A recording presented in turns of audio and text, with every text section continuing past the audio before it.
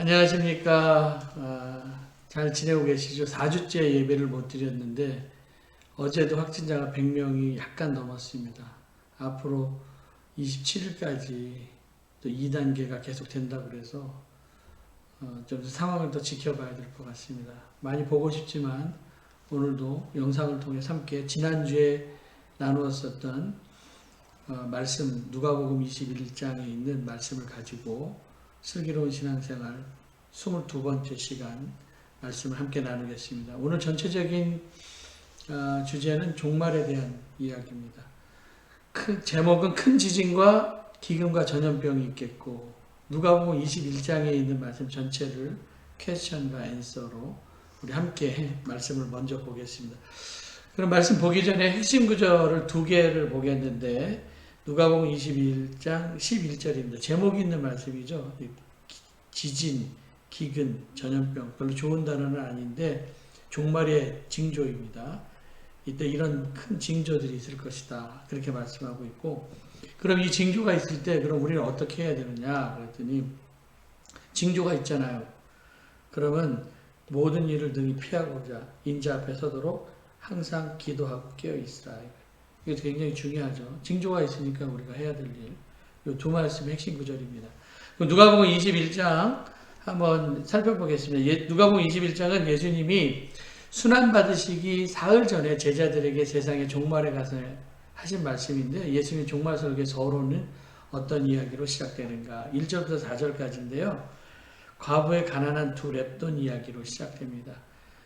예수님께서 이 과부가 드린 두 렙돈이 부자들이 헌금함에 넣은 것보다 더 많이 넣었다. 그렇게 말씀하고 있죠. 그 이유는 뭐냐면은 풍족한 중에 다른 사람은 헌금했지만 이 사람은 가난한 중에 생활비 전부를 탁탁 털어 넣었다. 그런 이야기예요. 그러니까 드린 것보다 남은 것을 본 것 같아요. 드린 것보다 남은 것을 본 것 같아요.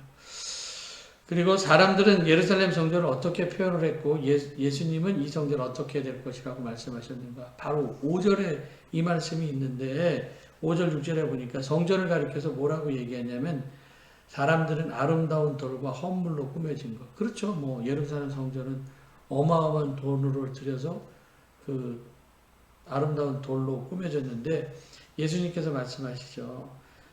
날이 이르면 돌 하나로 도리에 남지 아니하고 무너뜨릴 것이다. 끔찍한 얘기입니다.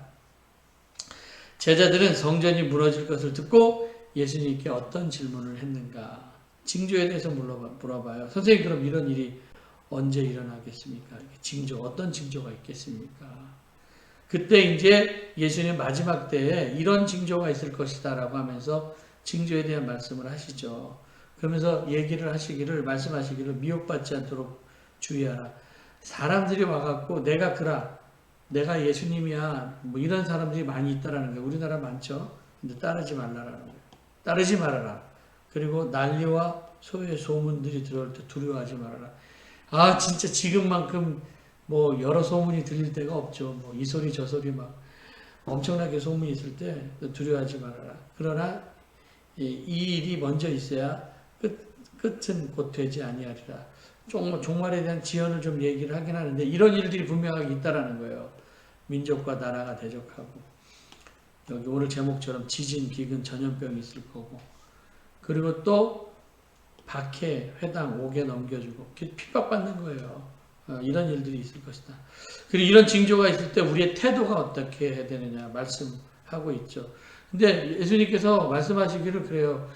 뭐 변명할 것을 미리 궁리하지 않도록 명심하라. 그러니까 뭐 너무 구차하게 그렇게 얘기하지 말라라는 거예요. 너희에게 할 말을 다 지혜를 줄 것이고 근데 부모와 형제와 친척과 벗이 이런 일도 있다라는 거죠. 넘겨준다라는 거예요. 아, 가족 파괴죠. 근데 너희가 내 이름으로 말미암아 또 사람들에게 미움받을 것이다라는 거예요. 지금 똑같은 징조가 지금 일어나고 있습니다. 그렇지만 우리에게 필요한 건 뭐예요? 인내로 너희 영혼을 얻으자. 그래도 견디라라는 거예요. 이런 일이 있을 때. 예수님께서 다시 오실 때 어떤 현상이 일어난다고 말씀하고 있습니까? 예루살렘에 대한 징벌의 날 이런 것들이 있다라는 거죠. 그리고 또 이렇게 징조가 일어났을 때 어려움 당하는 사람들이 있을 것인데 그런데 예루살렘은 이방인의 때가 차기까지 이방인들에게 발필이라. 일월성 지내는 징조가 있겠고, 땅, 바다, 뭐 이런 모든 것들에 막 이렇게 성난 소리로 인한 혼란 중에 곤고하리라. 그런 말씀들이 있어요. 어쨌든 이런 징조들이 분명하게 있다라고 하는 것을 기억하며 살았으면 좋겠습니다. 근데 이방인의 때가 차기까지니까, 요거는 아직까지 이방인의 때가 차기까지 이방인들의 짓밟히리라, 발필이라라고 하는 요 말씀은 아직까지 이루어지지 않았거든요. 그래서 어쨌든 징조가 있을 것이라는 생각하고, 이렇게 세상이 임할 때 인자가 구름을 타고 능력과 큰 영광으로 오는 것을 보리라. 재림은 분명하게 있습니다. 사도행전에 있는 것처럼. 근데 너희의 속량이 그때 가까워졌느니라. 이렇게 말씀을 하셔요. 예수님은 말세의 징조를 무엇을 통해서 알 수 있다라고 말씀하셨던가. 지금 이런 징조도 있지만 무화과나무의 징조를 통해서 싹이 나면은 여름이 가까운 줄 알잖아요. 이거는 뭐 자연의 위치를 통하여서 우리가 알 수 있듯이 이런 징조가 일어날 때 하나님 나라 가까운 줄 알아라 라고 그렇게 말씀하고 있습니다. 이게 진짜라는 거예요. 내 말은 없어지지 않냐.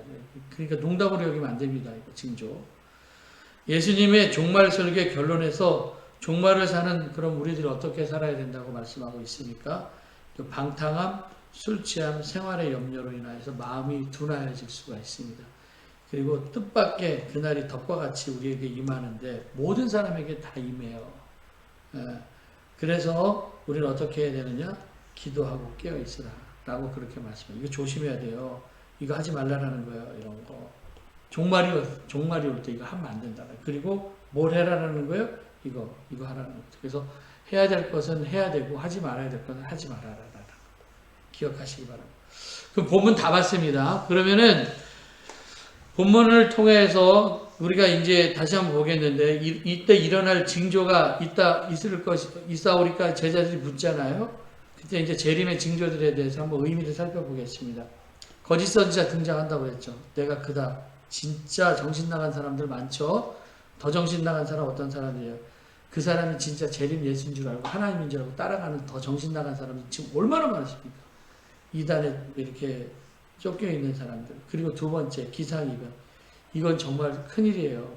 지진, 기근, 전염병.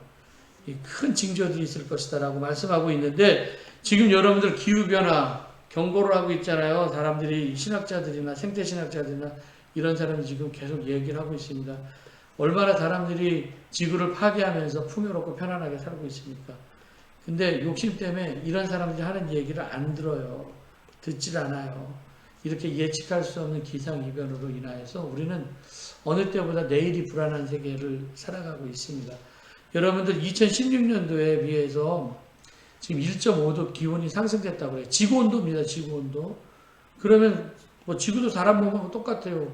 인간의 몸이 36.5도인데 1도만 올라가도 고열이잖아요. 병원 가야 되잖아요. 지구도 마찬가지예요. 지구온도 올라가면요. 일단 빙하가 높고 수온 상승하잖아요. 그러면 당연히 기상이변이 일어납니다.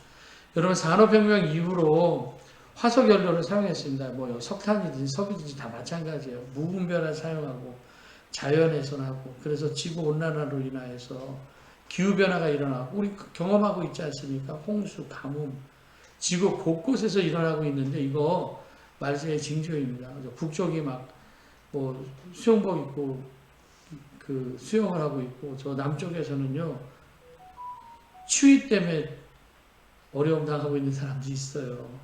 하나님은 이 세상을 창조하실 때 모든 피조물들이 다 같이 살 수 있는 공간을 창조하셨습니다. 여러분들 우리라고 하는 이 지구 몸뚱이 이거는 우리 선조들이 지금 잘 주셨고 또 지금 우리가 살고 있는 땅이고 앞으로 우리가 살아가야 되는 땅이거든요. 이 땅 우리 잘 살아야 되겠죠. 이 땅 우리 잘 살아야 됩니다. 그래서 우리 풀, 작은 새, 벌레, 동물들이 함께 살아가야 될 땅이니까 우리 잘 보호를 해야 되고요. 그리고 또 전염병, 지금 이제 코로나, 사스, 메르스 다 경험했습니다. 전염병이 있을 겁니다. 지금 코로나가 우리나라뿐만 아니라 전 세계가 어려움을 당하고 있습니다. 근데 이게 장기화되고 있다는 언제 끝날지 몰라요. 그러니까 제레미 리프킨이 공감의 시대에서 얘기를 하기를 1990년대까지만 해도 인간이 14% 땅을 차지했는데 2000년대가 되면서 77%. 그러니까 무분별하게 지금 막 그냥 자연을 파괴하면서 차지하고 들어가는 거예요. 그러니까 동물들이 더 이상 차지할 땅이 없어서 동물들이 있어야 될 공간이 점점 줄어드니까 동물들이 다 죽잖아요. 그 안에 있었던 이런 것들, 바이러스나 박테리아들이 동물한테 살 수 없으니까 인간의 몸으로 넘어온다라고 이야기를 하고 있어요. 그게 다 이거 다 인간 때문에 그런 거예요. 그래서 우리의 인간의 잘못. 그러니까 성경은 마찬가지예요. 그래서 전염병은 다 죄와 관계 있다라고 얘기를 했고 민수기 25장 알잖아요. 바알포올 사건. 모압 평지에 있었을 때 바알포올까지 내려오라고 그래요. 4km 정도 되는데 거기까지 내려가고요. 거기에서 바알들에게 이스라엘 사람들이 절하고 또 미디안 여자하고 음행해서 그 죄의 결과로 인하여 전염병으로 24,000명이 죽습니다. 발람의 저주로도 끄떡하지도 않았었는데 이스라엘이 우상숭배 음행 자기들의 죄로 인하여서 결국에는 멸망하죠. 인간도 마찬가지예요. 인간도 하나님께 심판을 받는 것이지만 인간의 죄로 지금 자기가 벌받는 거 아닙니까? 전염병이 언제 끝났습니까? 죄악의 흐름이 있을 때 그 흐름을 막는 한 사람이 있었어요. 비나스가 나오죠. 24,000명으로 전염병이 죽어갔는데 그때 백성들이 돌이켜서 회개해야 됩니다. 여러분 24,000명, 200만 중에서 24,000명이에요. 우리는 지금 뭐 2만 명 조금 넘는다고 얘기하는 3만 명도 안 되고 있잖아요. 근데도 이런 난리인데 여러분들 이런 종말의 징조가 보일 때 우리 크리스찬들은 죄에 대한 민감성을 가지고선 회개하고 하나님께로 돌아서는 게 필요하다는 걸 기억하시기 바라고요. 그리고 이념전쟁이 무섭습니다. 이건 정말 무서워요. 부모와 형제와 친척과 벗들이 서로 넘겨줘요. 어떻게 부모와 자식끼리, 형제끼리, 친척끼리 잡아서 넘겨줄 수가 있습니까? 근데 가족 안에 똑같아요. 좌파, 우파. 6.25 때 있었던 일입니다. 이념 가지고 싸우죠. 이념 전쟁 때문에 요즘은 뭐 서로 만나지 않는 사람도 있고 서로 만나면 싸워요. 나는 이쪽이야, 나는 저쪽이다 하면서. 참. 마지막 때의 특징입니다. 교회 위에 복음이 아닌 이런 이념이 들어와서 교회에서 이런 정치적인 선동 문구가 나돌고 이런 거 말세의 특징입니다. 교회에서는 복음만 전해져야지 이런 정치적인 선동 문구가 나돌면 안 됩니다. 어떻게 치유해야 합니까? 정치적인 이념들 얘기하면 안 됩니다. 복음 외에는 말씀 외에는 교회 안에서 다른 소리가 들려지면 안 된다는 거 여러분들 기억하시기를 바랍니다. 고린도후서 10장 5절에 보니까 하나님을 아는 것을 대적하여 높아진 것을 다 무너뜨리고 여러분 하나님 아는 것을 대적해서 높아진 것들이 있잖아요. 그것이 모든 생각을 사로잡아 그리스도에게 복종하게 하는 하나님보다 높이 올라간 것들 다 무너뜨려야 되고요. 내 생각이나 이념이나 이런 모든 것들 그리스도에게 복종시켜야 됩니다. 이데올로기가 지배하면 안 되고 하나님의 말씀, 이념이 지배하면 안 되고 정치적인 색깔이 지배하면 안 되고 하나님의 말씀이 나를 지배해야 된다라는 거예요. 그럼 이런 재림의 징조가 있을 때 우리가 그럼 어떻게 해야 됩니까? 희생해야죠. 여러분 누가복음 21장에 보면은 예수님 마지막 고별 설교의 내용이 그거예요. 종말 준비하라라는 거죠. 징조 보여주니까. 그래서 제가 그 종말 설교를 예수님의 종말 설교 누가복음 21장에 있는 거 서론, 본론, 결론 이렇게 나누어서 한번 봤거든요. 서론에는 아까 얘기했죠. 가난한 과부가 드린 두 랩돈 이야기가 종말 설교의 서론입니다. 이거 엄청난 희생입니다. 여러분 예수님께서 과부가 드린 두 랩돈 정말 적은 헌금이에요. 적은 액수의 헌금이지만 부자가 드린 헌금보다 더 많이 드렸다고 해요. 100원 드리고 100만 원 드렸는데 100만 원 드린 사람보다 100원 드린 사람이 더 많이 드렸다라고 하는 거예요. 이유가 뭡니까? 가난한 중에 자기가 가지고 있는 생활비 전부를 넣었기 때문이다. 여러분 재난과 종말에 대한 설교의 서론은 희생입니다. 그래서 이렇게 어려움을 당하고 있을 때 희생적인 사람들을 우리 기억을 해야 돼요. 지금 얼마나 희생적인 사람들이 있습니까? 사람들이 감동을 하잖아요. 언제 감동합니까? 기상이변이나 전염병 같은 말세의 징조가 있을 때 사람들의 마음이 얼마나 메말라 있어요. 지금 거리두기 때문에 더 메말라 있는데 이때 우리가 감동을 주는 인생을 살아야 된다. 우리 교회가 우리가 지금 사람들에게 감동을 주고 있는가? 코로나 때문에 다 힘들죠. 저도 힘들고 여러분들도 힘들고 다 위로가 필요하고 다 격려가 필요하고 다 긍휼이 필요해요. 이런 위기 상황 가운데에서 말 한마디라도 감동을 주고 지금 희생하는 의료진들이나 봉사자들이 있기 때문에 우리가 지금 이런 위기를 버텨나가는 거라고 생각하시면서 여러분들 조금이라도 감동을 주는 인생을 사시기 바랍니다. 제가 지난주에 이 이야기를 하나 했었는데, 가정이나 뭐 교회나 다 마찬가지예요. 희생을 통해서 살아나는 거예요. 희생을 통해서. 전라북도 완주에 하립교회라고 하는 교회가 있어요. 삼례라고 하는 곳인데, 임광호 전도사님에 의해서 개척됐는데, 6.25 전쟁이 일어났을 때 이분이 27살 나이에 공산당에 의해 순교당해요. 그때 당시 뭐 부흥이 많이 돼갖고, 뭐 자료에 보니까 한 200명 정도 모였다고 그러더라고요. 교회 다 파괴됐죠.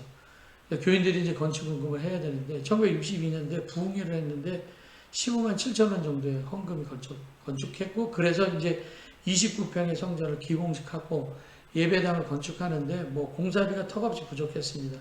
공사가 이제 중단되었어요. 이것을 마음 아파한 문영우라고 하는 집사님이, 야, 이거 하나님의 영광 가려지면 안 되겠다.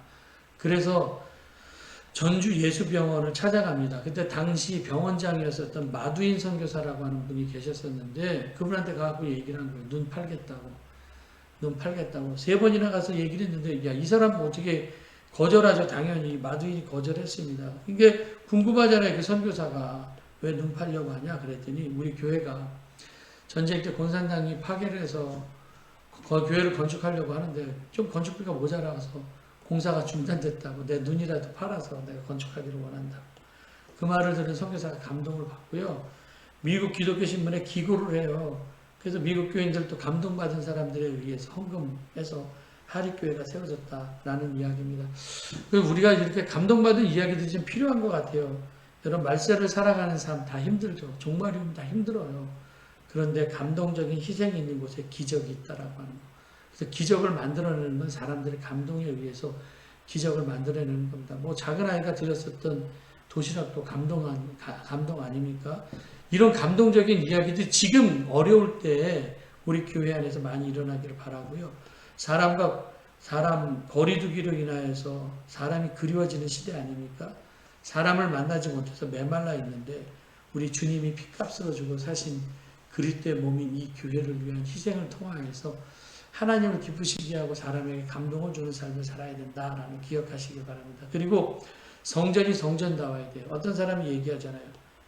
아름다운 돌과 허물로 꾸민 성전이라고 얘기를 하는데, 얼마나 비싸게 사람들이 헌금해서 이 성전이 지어졌습니까? 근데 예수님은 종말의 때 다 무너질 거라고 얘기를 해요. 성전이 아무리 화려하면 뭐합니까?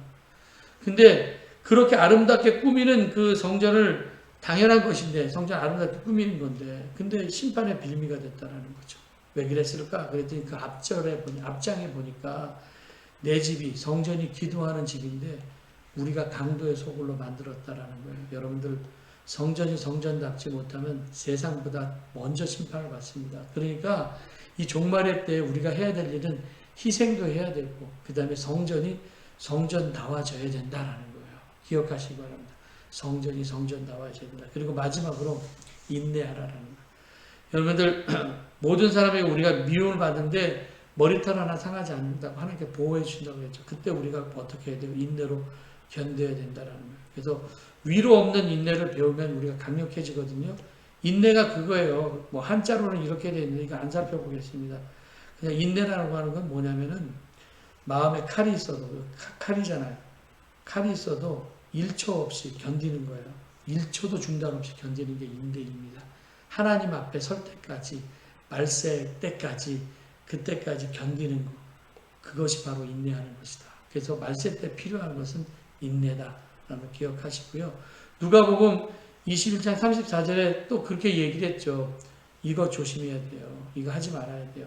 방탕함, 술 취함, 생활의 염려. 그래서 우리 그거예요. 아유, 나 뭐 이제 세상 끝났는데 그냥 마음대로 살아야지. 방탕해야지. 술이나 먹고 취해. 다 잊어먹고 살아야지. 아유, 이러면 마음이 둔화해져서요. 진짜 덜과 같이 임할 수가 있습니다. 이거 하면 안 되고, 그럼 뭐 해야 돼요? 항상 깨어 있어서 기도하라. 이 말씀 기억하시기 바랍니다. 결론입니다. 극단적으로 말하는 사람들은 옛날과 같은 상태로 돌아가는 것 불가능하다고 얘기를 하는 사람도 있는데, 진짜 어리석은 탕자처럼 쥐엄 열매를 지면서 울어봐야 그 나쁜 버릇이 고쳐질 거는 게 인간이죠. 가지가지 않으면 돌이키지 않는 것이 인간의 병인데, 여러분들, 예수님께서는 하늘만 쳐다보고 있는 사람들에게 천사들을 통하여서 그대로 오신다고 분명하게 말씀하셨습니다. 재림 분명하게 오십니다. 세상 종말에 대한 징조를 재림 때까지 보여주시는데 이 징조 무시하고 종말은 무슨 종말이야 그러면서 롯의 사이처럼 막 농담으로 여기고 롯의 시대체처럼 막 이런 거에 정신 팔려 있다가 순식간에 내가 기대하지 않은 순간에 올 수가 있습니다. 코로나도 기상이변도 다 징조거든요. 다 사람의 욕심의 결과인데 사람이 피해자라고 얘기하지만 아니에요. 정말 우리는 악한 가해자입니다. 회개해야 돼요. 잠시 하나님께서 우리에게 멈추라고 하셨거든요. 그러면 이때 우리가 어떻게 살아야 될지 한번 돌아보는 좋은 기회이니까 돌아보면서 어떻게 사는 것이 하나님 마음에 합한 삶인지 여러분 깊이 묵상하시고 너무 방만하거나 편안한 삶 추구하지 마시고요. 삶의 방식을 바꾸십시오. 이제 그래서 코로나 이후에는 진짜 삶의 방식도 바꾸고 신앙생활의 태도도 바꾸고 그게 뭐예요? 이제 완전하게 돌아서는 회개가 필요하다라는 거. 그래서 여러분 종말 때 이렇게 화려하게 건축된 교회 건물이 무너짐이 제일 첫 번째 재앙의 징조라고 말씀하셨습니다. 교회는 건물이 아니라 우리 한 사람 한 사람이 그리스도 안에서 서로 연결이 되어서 주 안에서 성전을 이루어 가는 것이다. 그래서 여러분들이 성전이거든요. 그래서 지금 우리가 함께 예배를 드리지 못한다 할지라도 우리는 그리스도 안에서 서로 연결이 되어 있습니다. 그래서 우리 교회가 사람이 넘치기보다는 사랑이 넘치는 교회, 메마른 시대에 이런 섬김과 희생의 기쁨이 있는 교회가 되어서 사람도 살리고 또 하나님을 기쁘시게 하는 교회가 되기를 간절히 기도드립니다. 기도하겠습니다. 하나님 감사합니다. 부족하고 연약한 우리들이지만 또 자녀 삼아 주셨습니다. 종말의 때 힘들고 어려운 시기, 메마른 시기를 살아가고 있습니다. 하나님께서 도와주시어서 이 시기 잘 견디게 하여 주시고 마지막 하나님 앞에 설 때까지 믿음 잘 지키며 승리하게 하여 주시옵소서. 예수님의 이름으로 기도드렸습니다. 아멘.